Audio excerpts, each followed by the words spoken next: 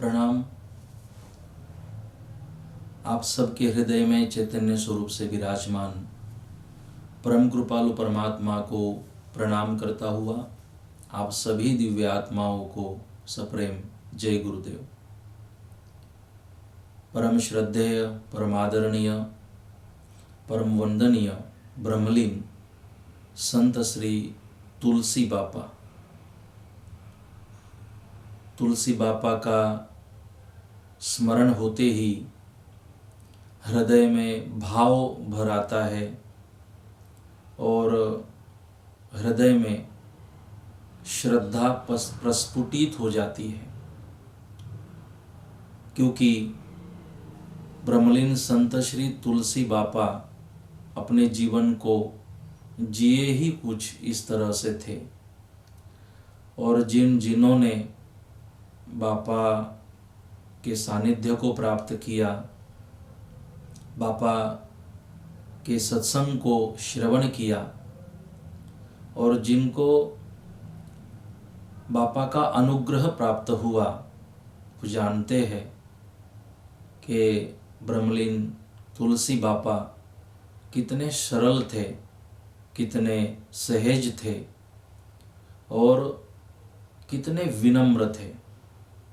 सतपंथ परिवार कभी भी ऐसे ब्रह्म पुरुष को, ऐसे ब्रह्मदर्शी पुरुष को और जिन्होंने अपने आचरण से बताया कि धर्म क्या होता है, वैसे भी धर्म कहने, सुनने, पढ़ने की बात नहीं है। धर्म तो जीने की बात होती है और धर्म को जिया जाता है। और तुलसी बापा धर्म को जिए है, जो सतपंथ की शिक्षा पत्री है, जो एक आदर्श जीवन का निर्माण करती है। उस शिक्षा पत्री का पूरा प्रभाव ब्रह्मदर्शी ब्रह्मलीन संत श्री तुलसी बापा में हम अनुभव करते थे। और आज हमारे ब्रह्मलीन तुलसी बापा को 1 वर्ष पूर्ण हो रहा है और 11 दिसंबर 2020 को बापा का प्रथम पुण्य स्मरण है। इस प्रथम पुण्य स्मरण के उपलक्ष्य में हम परम श्रद्धेय तुलसी बापा को हृदय से प्रणाम करते हैं। पूरे सतपंथ परिवार की ओर से, अखाड़ा परिषद की ओर से, निर्मल अखाड़ा पंचायती की ओर से और अखिल भारतीय संत समिति का राष्ट्रीय कोषाध्यक्ष होने के नाते मैं विनम्र श्रद्धांजलि अर्पण करता हूँ। मेरा तो सौभाग्य रहा कि बापा के रहते ही तुलसी बापा ने मुझे आज्ञा दी थी कि आपको वडाली धाम, पावन धाम में, वडाली खेड़ ब्रह्मा गुजरात में श्रीमद् भागवत दशावतार कथा को सब भाविकों को सुनाना है। ये मेरा परम सौभाग्य था कि ऐसे संत को लगा था कि मैं कथा करूं, मेरी कथा का आयोजन हो। ये मेरे जीवन का ये सुवर्ण क्षण था।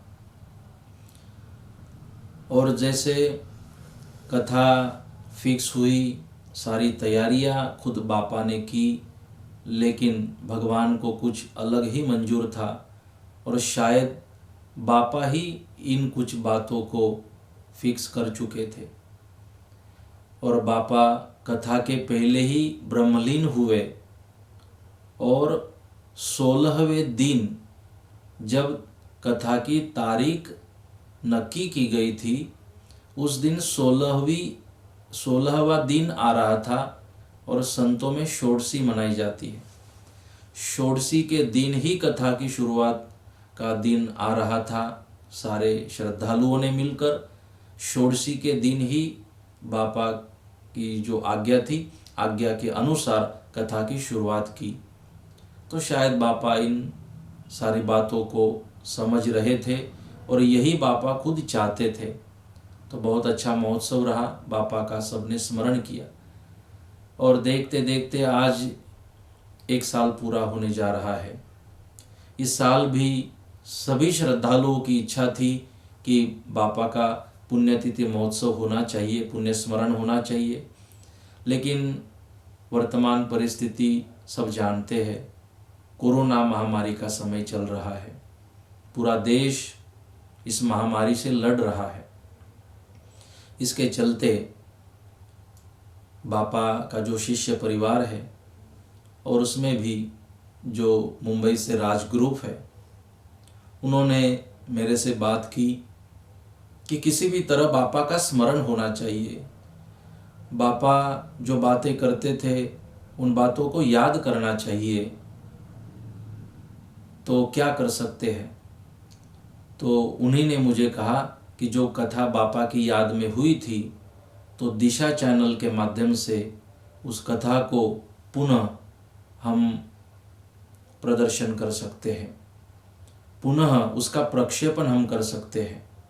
तो मैंने अपनी ओर से भी मंजूरी दी और आज से बापा की याद में दिशा टीवी चैनल पर ये कथा आपको सुनने मिलेगी। यह कथा 11 दिसंबर से रात्रि में 9 से 10 बजे तक आप इस कथा का लाभ ले सकते हैं। तो 32 दिनों तक ये कथा चलेगी निरंतर, और 11 जनवरी तक इस कथा का लाभ आप सब लोग ले सकते हैं। तो 32 दिनों तक ये कथा चलेगी। प्रति दिवस 1 घंटा रात्रि में 9 से 10 आपको कथा का लाभ मिलेगा। जरूर इस कथा का आप लाभ ले, जिसमें मैंने बापा को याद किया है, बापा की याद में ही कथा करने की कोशिश की है। बापा के बारे में जितना कहा जाए उतना कम है। बापा एक योग्य मार्गदर्शक थे। बापा एक दीप स्तंभ थे, और जैसे कहते हैं कि बापा की कथनी और करनी में अंतर नहीं था, इसीलिए वो संत थे, इसीलिए वो एक इंसान थे, इसीलिए गुरु बनने के वो लायक थे, गुरु कहलाने के वो लायक थे। जो श्रद्धा शिष्यों की परम श्रद्धेय बापा के ऊपर थी, उस श्रद्धा के पीछे यही कारण था, बापा की वाणी, बापा के मीठे बोल। जब बापा बोलते थे तो एक एक शब्द बापा का हृदय को स्पर्श करता था। संवेदनाएं जागृत हो जाती थी, इंसानियत जागृत हो जाती थी, और बापा के प्रवचनों को सुनते ही कुछ कर बताने की एक जिद निर्माण हो जाती थी, एक लगाव हो जाता था कि बस जो बापा कह रहे हैं उसके अनुसार मैंने करना चाहिए, क्योंकि उनके व्यवहार में था। जैसे हम जानते हैं, संत एकनाथ जी महाराज कहते थे कि पहले तो हम जो प्रवचन उपदेश करते हैं, उस उपदेश को पहले हमें अपने जीवन में उतारना होता है। अगर उस उपदेश को हम अपने जीवन में उतार चुके हैं तो उस उपदेश का परिणाम श्रोताओं पर होता है। इसी तरह बापा ने जो उपदेश किया जीवन में, उस उपदेश को, उन नियमों को पहले अपने जीवन में उतारा है। कई लोग इन नियमों को जीवन में उतारना भूल जाते हैं और औरों के लिए ही नियम बताते हैं, लेकिन बापा अलग थे। बापा का स्वभाव ही निराला था। हमारे शास्त्रों ने कहा, बड़ा बिकट यम घाट गुरु बिन कौन बतावे बाट। यम घाट बिकट है, ये तो मृत्यु के पश्चात की बात है, वो भी बिकट है, और तब भी गुरु का उपदेश, गुरु के नियम, गुरु की कृपा ही हमें तारती है। और जब तक हम जीवन को जी रहे हैं तब तक भी गुरु की ही कृपा हमें तारती है, हमें राह बताती है। हर प्रसंग में, हर कसौटी में आज भी हम अनुभव कर रहे हैं। कोरोना महामारी से विश्व लड़ रहा है, लेकिन इस समय वो श्रद्धालु प्रसन्न है, वो भाविक खुश है जिनकी गुरु के ऊपर श्रद्धा है, जिनकी गुरु के वाणी ऊपर श्रद्धा है, जो गुरु के ज्ञान को जी रहे हैं।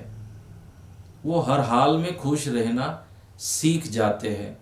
और गुरु की ज़रूरत, गुरु के ज्ञान की ज़रूरत इसीलिए तो होती है कि जीवन में आने वाले जो प्रसंग है उन प्रसंगों में हमें सम रहना आना चाहिए, हमें उसका सामना करते आना चाहिए। गुरु की कृपा भय निकाल देती है, गुरु की कृपा हृदय से डर निकाल देती है और हम हर परिस्थितियों का हंसते हंसते सामना करने के लिए तैयार हो जाते हैं। ये गुरु कृपा का नतीजा है। आज भी प्रसंग तो सबके ऊपर है, लेकिन वो डरे नहीं, वो भयभीत नहीं हुए जिनकी धर्म और गुरु में विश्वास है। तो इसी तरह हमारे शास्त्र भी वर्णन करते हैं। वैसे सतपंथ का जो शास्त्र है, जो सद्गुरु इमाम साहब जी महाराज ने सभी श्रद्धालुओं को दिया, जेने गुरु जानिया ते जीव अमर थया। सद्गुरु भगवान कहते हैं जेने गुरु जानिया, जो गुरु को जानते हैं, जो गुरु को पहचानते हैं, ते जीव अमर थया, वो जीव अमर हो जाते हैं। जैसे मृत्योर्मा अमृतम गमय, कि हम फिर मृत से अमृत की ओर चल पड़ते हैं। तो ये होता है गुरु कृपा के कारण। तो हम गुरुदेव को जानने की कोशिश करें। जिन्हें गुरु जानिया, जानिया मतलब क्या, हम गुरु को जान लेते हैं, गुरु को पहचान लेते हैं, गुरु का नाम याद कर लेते हैं, गुरु कहाँ रहते हैं, गुरु की प्रतिमा घर लगाते हैं। ये सारी बातें तो हो गई, इसे नहीं कहते गुरु जानिया। गुरु जानिया का मतलब कि जिनको मैं अपना गुरु मानता हूँ, उनके विचार क्या है, उनका ज्ञान क्या है, उन्होंने जो नियम दिए हुए हैं, क्या मैं उन नियमों को अपने जीवन में उतार रहा हूँ। तो इसको कहते हैं गुरु को जानना। दूसरी बात कि गुरु जो हमें ज्ञान बताते हैं, उस ज्ञान को समझने की कोशिश करते हुए उस ज्ञान के अनुसार ही अपने जीवन को ढाल देना, अपने जीवन को जीने की कोशिश करना, तब जाके हम गुरु को जान सकते हैं। गुरु का मतलब है ज्ञान, गुरु का मतलब है प्रकाश। हमें इस प्रकाश को जानना है। गुरु दीवो मतलब गुरु प्रकाश है, गुरु ज्ञान है। बस इस ज्ञान को हमें जानना है, पहचानना है। जो गुरु हमेशा बताते हैं कि मैं शरीर नहीं हूँ, मैं एक आत्मा हूँ। तो मैं उस आत्मा की अनुभूति करूँ, और मैं अगर उस आत्मा की अनुभूति कर रहा हूँ तो इसे कहते हैं गुरु को जानना। क्योंकि हम गुरु को मानते हैं, अब गुरु की कितनी मानते हैं वो अलग विषय है, लेकिन गुरु को मानने से अच्छा होता है हम गुरु की माने, हम गुरुदेव को पहचाने। तेजो अमरथया, फिर हम अमर हो सकते हैं। इसीलिए सद्गुरुदेव भगवान कहते हैं अपने वाणी में, गुरु बिन ज्ञान नाम बिन भूल्या, व्यर्थ जन्म गवाया हो। वेद पढ़ी पढ़ी था क्या पंडिता, ब्रह्म का भेद न पाया हो। अगर वेद कंठस्थ हो गए, लेकिन अगर हम ब्रह्म को नहीं जान पाए, ब्रह्म का भेद नहीं जान पाए, तो फिर वेदों को कंठस्थ करने से फायदा क्या है। ये बात तो ऐसी हो गई कि हम जो बीमारी की दवाई ले आए थे, वो दवाई खीसे में तो रखी, ग्रहण नहीं की, तो बीमारी ठीक नहीं हो सकती। वेद कंठस्थ कर लिए, लेकिन वेदों का जो ज्ञान है, उस ज्ञान को जीवन में उतारते हुए, उस ज्ञान को समझते हुए हमने ब्रह्म को जानना है। अयमात्मा ब्रह्म, उस ब्रह्म की को अनुभव करना है। अहम ब्रह्मास्मि सर्वम खल्विदम ब्रह्म तत्वमसि। जो ब्रह्म की बात वेद करते हैं, हमारे शास्त्र करते हैं, उस ब्रह्म का हम अनुभव करें, उस ब्रह्म के साथ रममान होने की कोशिश करें, अनुभूति करें, तब जाके गुरु की कृपा होती है। इसे कहते हैं गुरु करना, इसे कहते हैं गुरु की शरण जाना। क्योंकि गुरु की शरण जाने से ही इन चीज़ों का लाभ होता है।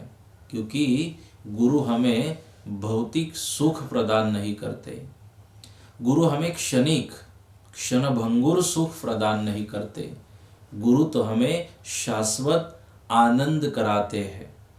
इसीलिए वो हमें वो नहीं देते जो हमें चाहिए, जो हमारे लिए सही है, जो हमारे लिए योग्य है, गुरु वो प्रदान करते हैं।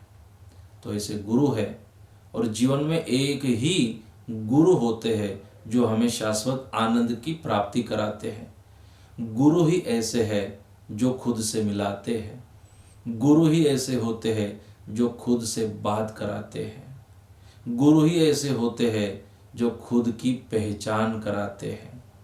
तो इसीलिए गुरु हमें शाश्वत जो अविनाशी है उस तत्व की अनुभूति कराते हैं। जग छूट जाता है, शरीर छूट जाता है, ये वैभव छूट जाना है, लेकिन गुरु वो देते हैं जो कभी छूट ही नहीं सकता, जो जन्म जन्म तक हमारे साथ रहता है। तो अविनाशी तत्व से मुलाकात गुरु ही कराते हैं। तो हम गुरु की शरण होकर हम गुरु को समझने की, जानने की कोशिश करते रहे। ऐसे ही हमारे ब्रह्मलीन तुलसी बापा थे, जिन्होंने अनेकों श्रद्धालुओं को, भाविकों को, शिष्यों को अनुभूति कराई, सरलता प्रदान की। और मैं मानता हूँ कई शिष्य तो बापा के आचरण से ही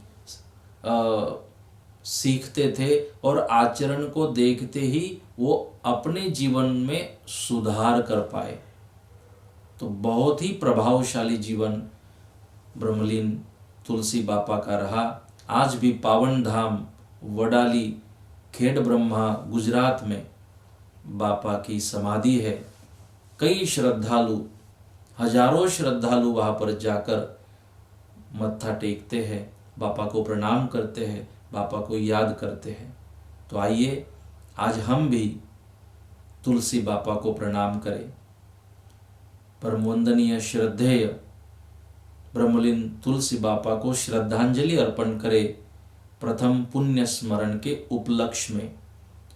और इस साल हम परम पूजनीय बापा को श्रद्धांजलि अर्पण करेंगे सत्संग कथा श्रवण करते हुए। एक संत को यही तो श्रद्धांजलि हो सकती है कि हम ज्ञान को प्राप्त करें। यही संतों के प्रति अपनी श्रद्धा है, संतों को यही विचार अच्छे लगते हैं।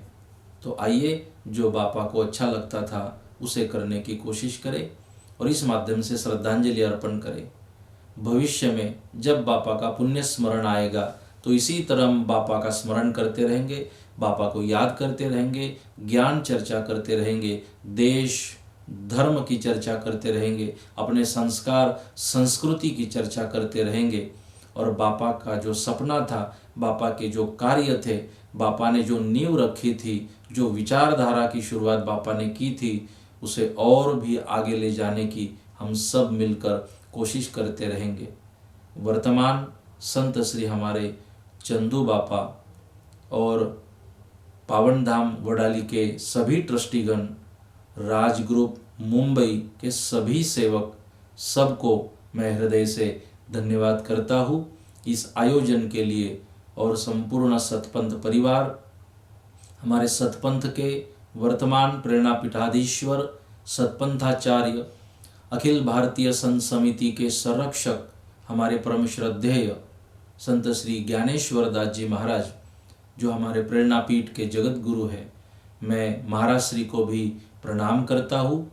सतपंथ संप्रदाय के सभी संत महात्मा, इस भारत देश के सनातन वैदिक धर्म के सभी संत महात्मा और सभी संप्रदायों को प्रणाम करता हुआ, सतपंथ परिवार के सभी मुखी परिवार को प्रणाम करता हुआ मैं तुलसी बापा को श्रद्धांजलि अर्पण करता हूँ। और आप सबको बहुत धन्यवाद मेरी ओर से। और आप जरूर आज से जो कथा शुरू हो रही है 11 जनवरी तक रात्रि में 9 से 10 दिशा टीवी के माध्यम से इस कथा का आप लाभ ले, अवश्य लाभ ले, औरों को भी इसके बारे में जानकारी प्रदान करें। आप सबको हृदय से धन्यवाद और सबको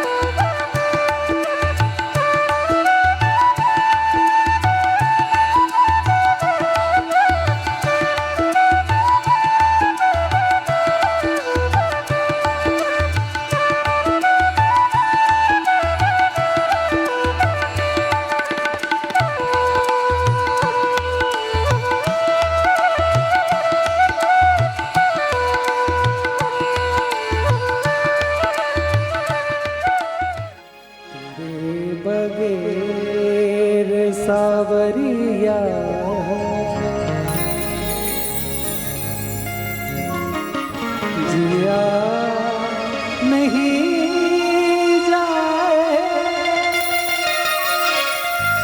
तुम आके बाह पकड़ लो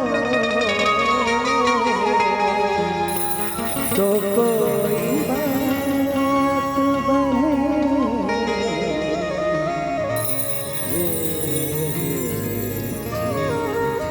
आइए सभी मीठी मीठी तालियों के साथ सभी भाव से बोलो। तेरे बगैर सावरिया, तेरे बगैर सावरिया जिया नहीं जाए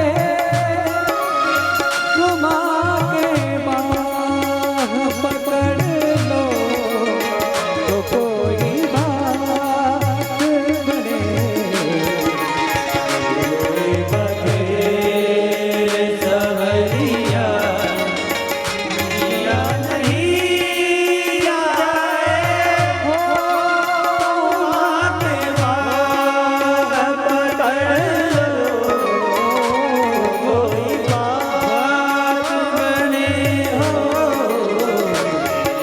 बगैर सवरिया हो कैसी मुरलियाँ बजाई रे, कैसी मुरलियाँ बजाई रे, कैसी मुरलियाँ बजाई रे।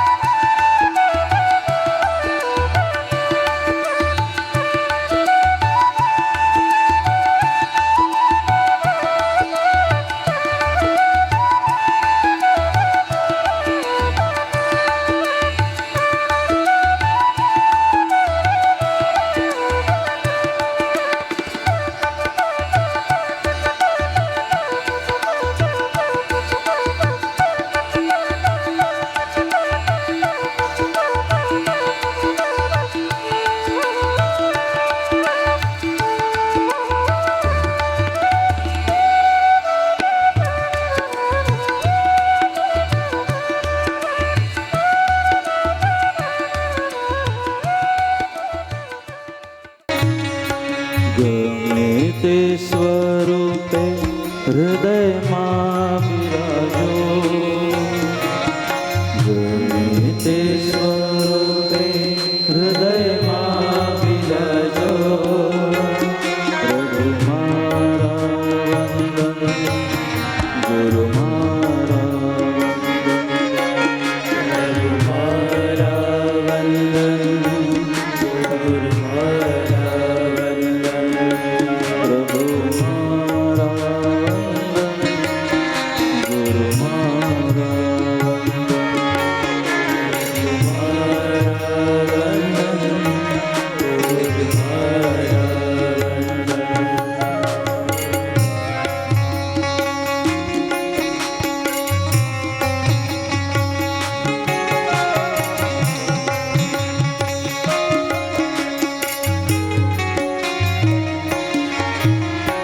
બાળ તમારું તમે મારા બા કરેલા રે ગુનાઓ કરજો રે મા. તમારે તમે મારા કરેલા રે ગુનાઓ કરજો રે ઓ મારા સ્વામી અંતર્યામી, ઓ મારા સ્વામી અંતર્યામી. દૂર કરો અમારી રે ખામી. ગમે તે સ્વરૂપે હૃદયમાં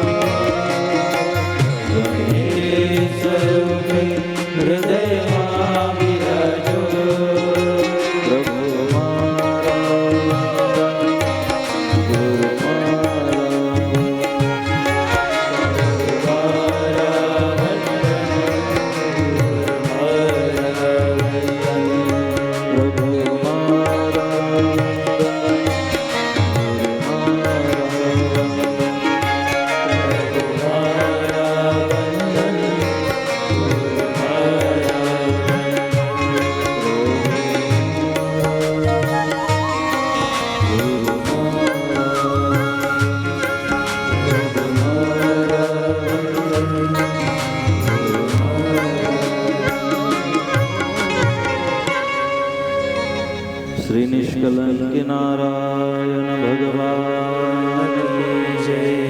श्री सद्गुरु इमाम शाह महाराज की जय। श्री सतपन सनातन धर्म की जय।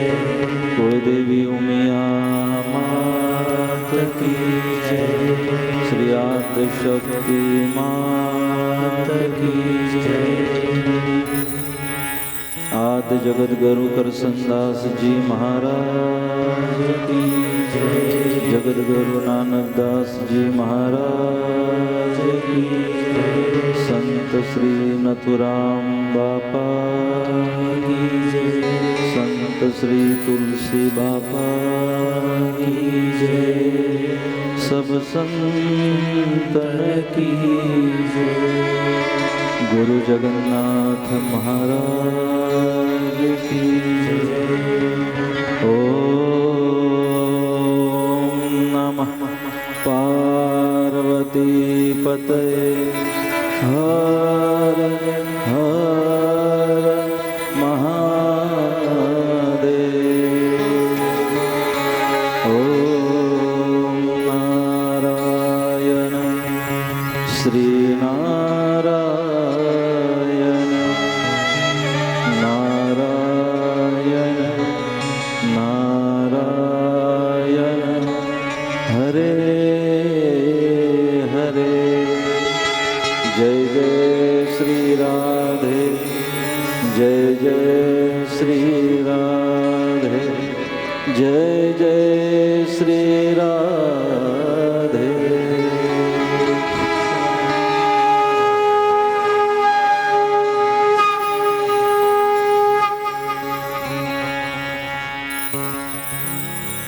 ओम श्री गुरुवे नमः।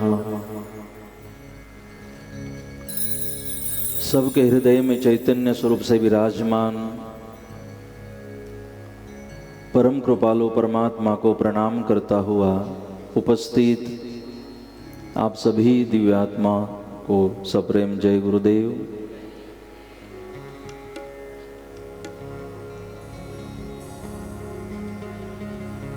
मंचस्थ विराजमान उपस्थित यहाँ मुझे आशीर्वाद देने उपस्थित सभी पूज्य चरण,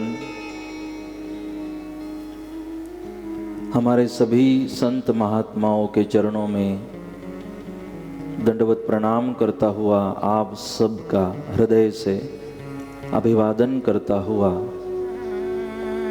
और आप सबके आशीर्वाद की कामना करता हुआ आप सबको बहुत बहुत प्रणाम। उपस्थित संहिता पाठ करने उपस्थित हमारे सभी मुखीगण आपका हृदय से अभिवादन करता हुआ उपस्थित मुख्य श्रोता, कार्यक्रम का संचालन कर रहे संचालक, उपस्थित हमारे सभी पूज्य वडील, हमारे युवा मित्र, उपस्थित आप सभी माताएं बहनें, आप सबका हृदय से अभिवादन करता हुआ आप सबको हृदय से प्रणाम करता हुआ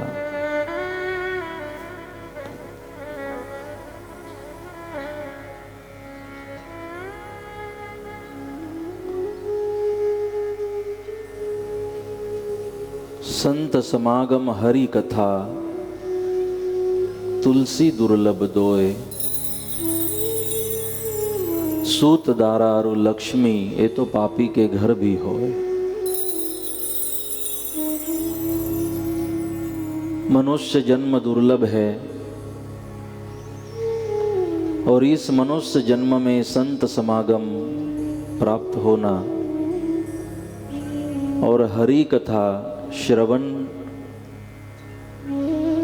करने का सौभाग्य प्राप्त होना दुर्लभ है। और मेरी और आप सब की बात करूं तो हमारे लिए तो सोने पे सुहागा है। पहला तो हमें मनुष्य जन्म प्राप्त है और इस मनुष्य जन्म में हम हरि कथा श्रवण करने भी यहाँ उपस्थित है। इन्हीं उद्देश्यों को लेकर मनुष्य जन्म है और इसी से मेरे आप सबके जीवन का उद्धार भी है।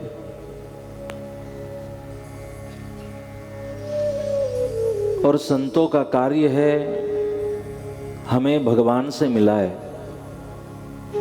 संतों का कार्य है हमारे हृदय में भगवान के प्रति भाव का निर्माण हो, श्रद्धा का निर्माण हो, विश्वास का निर्माण हो। इसलिए संत कभी अपनी व्यवस्थाओं के लिए आग्रह नहीं करते। संत अपने सुख के लिए, अपनी मनोकामनाओं के लिए आग्रह नहीं करते। और जो करे तो समझना अभी घड़ा अधूरा ही भरा है। लेकिन जिनको संत की व्याख्या पता है, जिनको जिम्मेदारियों के बारे में पता है कि मैं संत की भूमिका में हूं, मैं एक साधु की भूमिका में हूं, मुझे सब प्रणाम करते हैं, मेरा आदर करते हैं, सम्मान करते हैं। जिसको इसके बारे में ज्ञान है वो कभी भौतिक सुखों की अपेक्षा नहीं करते, न उसे पाने हेतु तो कोई आग्रह करते हैं। लेकिन जिनको भूमिका पता है, जिनमें संतत्व है, जो साधु है, वो आग्रह जरूर करते हैं।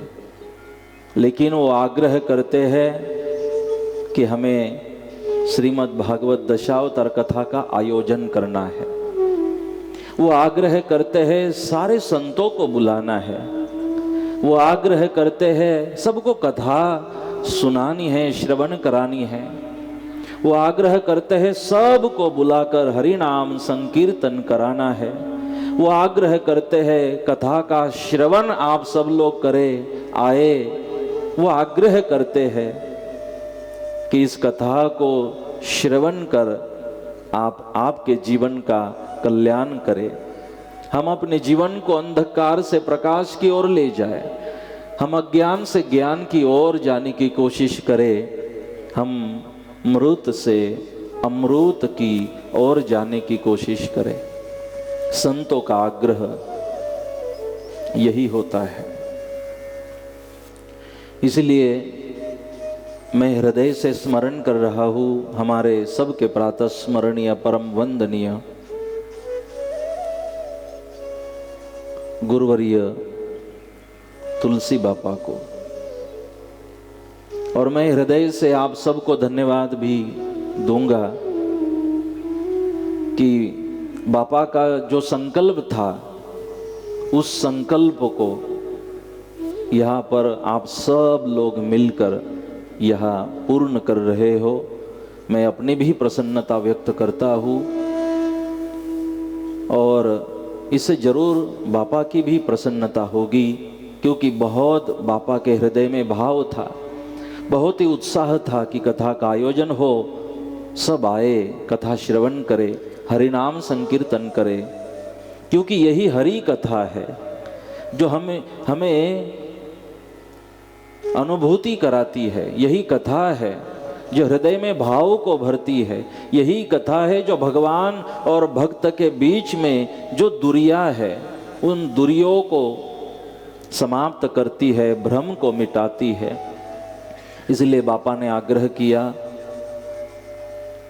और आप सब लोगों ने बापा के उन शब्दों को मंत्र समझकर स्वीकार किया। और बापा सचमुच खुश हो जाए, बापा को प्रसन्नता मिले,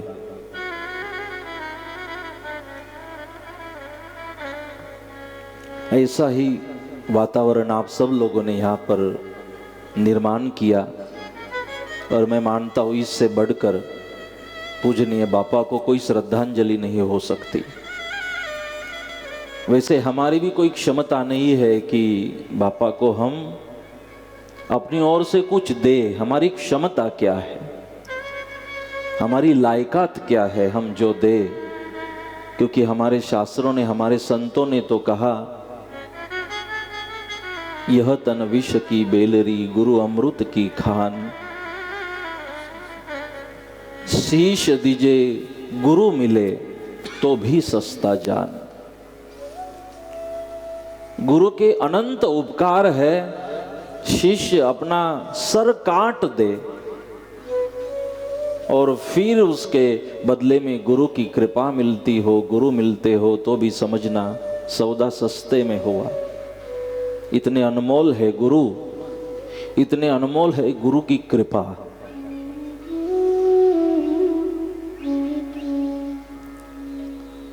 मुझे और भी ज्यादा प्रसन्नता होती कि स्थूल शरीर से भी बापा हमारे सब के मध्य में विराजमान होते,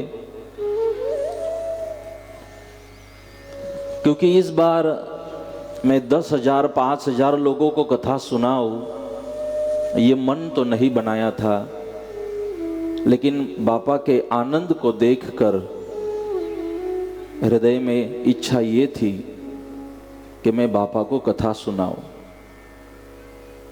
बापा को आनंद कराऊं। इसलिए इस महोत्सव का नाम भी आनंदोत्सव रखा गया था। मेरी इच्छा बापा को कथा सुनाने की थी, इसलिए कल हम जब रात्रि में मंच पर आए तो पहले हमने कहा कि यहाँ तुलसी रखी जाए व्यासपीठ के सामने।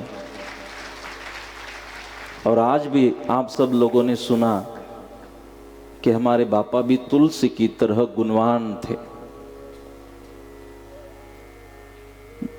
अनंत गुण है तुलसी में, इसलिए तुलसी की महिमा है। तो हमने कहा इस तुलसी स्वरूप जो गुण हमारे बापा में थे वही तुलसी में जो है वही हमारे बापा में थे।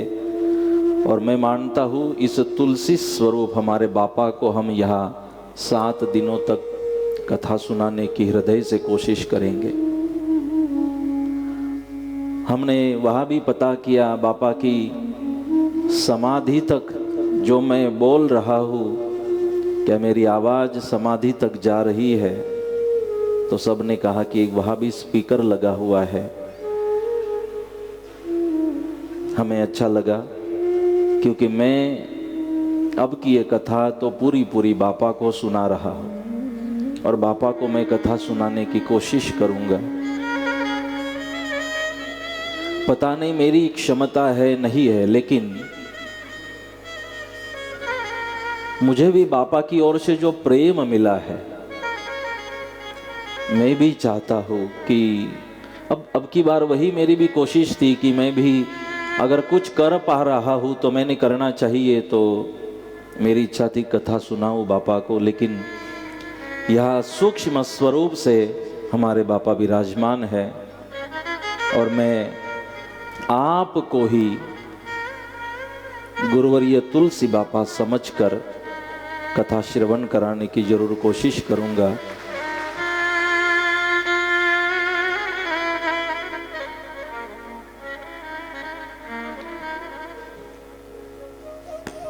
क्योंकि तुलसी बापा का हृदय एक बाप का हृदय था, जो बाप के हृदय की गहराई होती है, जो बाप के हृदय में विशालता होती है,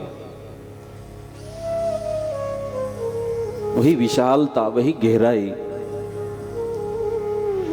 बापा के हृदय में थी, बापा के स्वभाव में थी। अब की बार कथा में जो चरित्र है, श्रीमद् दशावतार कथा में जो भगवान विष्णु के 24 अवतार है, 24 अवतारों का वर्णन श्रीमद् भागवत जी में आता है। प्रमुख 10 अवतार की कथा को यहाँ हम श्रवण कर रहे हैं। चरित्र हम सबको पता है। मेरी कोशिश होगी इस चरित्र के माध्यम से मैं पूजनीय बापा ने जो जीवन भर उपदेश दिया है मैं ज़्यादा से ज़्यादा उन वचनों को आपको स्मरण कराऊं। इन चरित्र के माध्यम से मैं सतपंथ के ज्ञान को इस चरित्र के माध्यम से आप तक पहुंचाने की कोशिश करूं, क्योंकि चरित्र हम सबको पता है। मैं चरित्र संक्षिप्त में श्रीमद् दशावतार का बताते हुए विस्तार पूर्वक मैं सतपंथ के ज्ञान यज्ञ को, यह सतपंथ के ज्ञान को यह प्रकट करने की मैं कोशिश करूंगा इन 7 दिनों में।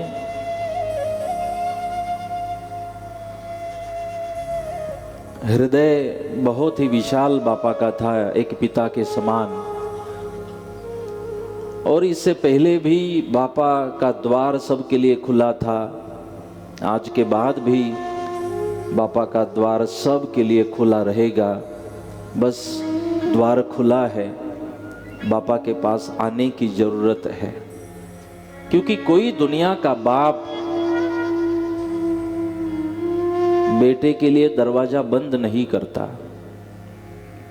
एक दिन एक बेटा बाप से रूठ गया, और अब बाप से रूठ जाने के बाद घर का त्याग कर दिया, घर से निकल गया। बेटा घर से निकल गया, बहुत महीने हुए, बहुत दिन बीत गए, बेटा वापस नहीं आया, बेटा घर से भाग गया। एक जंगल में बेटा छिपा हुआ था, वहां रहने लगा। दिन बीतते गए। एक दिन बेटे की तबीयत बिगड़ी, शरीर में जलन होने लगी, तकलीफ होने लगी, और जैसे तबीयत खराब हुई, शरीर में दर्द हो रहा है, उस बेटे को बाप की याद आई। बाप की याद इसलिए आई कि घर में जब मैं था, जब मैं बीमार पड़ जाता था, मेरे पिताजी मेरे साथ बैठते थे, मेरी सेवा करते थे, मेरे से बात करते थे, और मेरे साथ बैठने के बाद मुझे अपना दर्द कम होने लगता था, उतना महसूस नहीं होता था। शरीर में दर्द होने के बाद बाप की याद आने लगी। अब याद बहुत आने लगी, अधीर हुआ और जंगल से निकल पड़ा अपनी घर की ओर कि अब तो मैंने अपने पिताजी से मिलना है और पिताजी की मुलाकात करनी है, और घर की ओर भाग निकला। घर में पहुंचा, मध्य रात्रि का समय था। मध्य रात्रि के समय में उसे पहले तो लगा कि दरवाजा बंद होगा, लेकिन जैसे घर पहुंचा तो दरवाजा खुला मिला। खुले दरवाजे से जब प्रवेश किया, बाप सामने खड़ा था, बाह पसारे खड़ा था। बेटा आ जा, बस तेरी राह इतने महीनों से देख रहा था। बेटा जाकर अपने बाप के गले से मिलता है। दोनों बाप बेटे एक दूसरे से मुलाकात करते हैं। बाप की आंखों में आंसू आए, बेटे की भी आंख भर आई। बेटे ने माफी मांगी और बेटा कहने लगा, पिताजी जब मैं आया तो मुझे लगा दरवाजा बंद होगा, क्या आपको पता था मैं आने वाला हूं? बोले क्यों? बोले दरवाजा खुला था, मैं तो सोच रहा था बंद मिलेगा, लेकिन दरवाजा खुला था, तो क्या आपको पता था मैं आने वाला हूं? पिताजी ने कहा, बेटा जब से तू घर छोड़कर गया ना, उस दिन से इस घर का दरवाजा बंद ही नहीं हुआ। उस दिन से ही दरवाजा खुला है कि कभी भी मेरा बेटा आ सकता है। बंद दरवाजे को देखकर बेटा वापस न चला जाए बेटा, इसलिए दरवाजा हमेशा के लिए खुला रखा था कि मेरा बेटा कभी भी आ जाए, दरवाजा खुला है। ये विश्वास था एक दिन मेरा बेटा जरूर आएगा, इसलिए दरवाजा बंद नहीं किया। गुरु का भी ऐसे ही होता है, हमेशा के लिए अपने शिष्य के लिए, अपने बेटे समान शिष्य के लिए गुरु का द्वार हमेशा खुला रहता है। गुरु का दरवाजा कभी बंद ही नहीं होता कि मेरा बेटा, मेरा शिष्य जब आना चाहे वो आए, दरवाजा बंद देखकर वो वापस चला न जाए। हमेशा गुरु उसकी राह देखते हैं, दरवाजा खुला रखते हैं। बस बेटे ने, शिष्य ने गुरु के द्वार जाना जरूरी है, दरवाजा तो हमेशा के लिए खुला है। बस शिष्य गुरु के द्वार पहुंचे, हमेशा के लिए दरवाजा गुरुदेव का खुला रहता है। इस तरह हमारे गुरुदेव की कृपा अब तक भी बरसती रही और हमेशा के लिए गुरुदेव की कृपा हम सब के ऊपर बरसती रहेगी। उनका द्वार हमारे लिए हमेशा के लिए खुला रहेगा। तो पूजनीय बापा की कृपा हमेशा हम सब के ऊपर रहेगी। उनके वचनों के माध्यम से, स्वभाव के माध्यम से हमारे मध्य में हमेशा के लिए बापा विराजमान रहेंगे। देखिए, जीवन जब जी रहे थे बापा, तब भी हमें आनंद कराया और आज जाने के बाद भी बापा आनंद करा रहे हैं। आज जाने के बाद भी ये संत का जीवन है कि वो जब तक जीते हैं अपने जीवन को, तब तक भी उपयोग में अपने जीवन को लाते हैं और जाने के बाद भी उनकी जो सुवास है, उनकी जो सुगंध है, वो कायम रहती है। हाँ, आज हमारे मध्य में विराजमान नहीं है, लेकिन फिर भी इस संत ने, इस साधु ने जाने के बाद भी हम सब से हरि नाम संकीर्तन करा रहे हैं, भागवत कथा श्रवण करा रहे हैं। ये संतों की महिमा है जाने के बाद भी। तो हम ऐसे पूजनीय बापा को प्रणाम करते हैं और कुछ सेवा करने की यहाँ हम कोशिश करते हैं बापा के श्री चरणों में कि मैं मानता हूँ हम बापा को यहाँ पर मनाने की कोशिश कर रहे हैं। बापा को प्रार्थना कर रहे हैं, बापा को मना रहे हैं इस कथा के माध्यम से कि हमारे बापा वापस आए।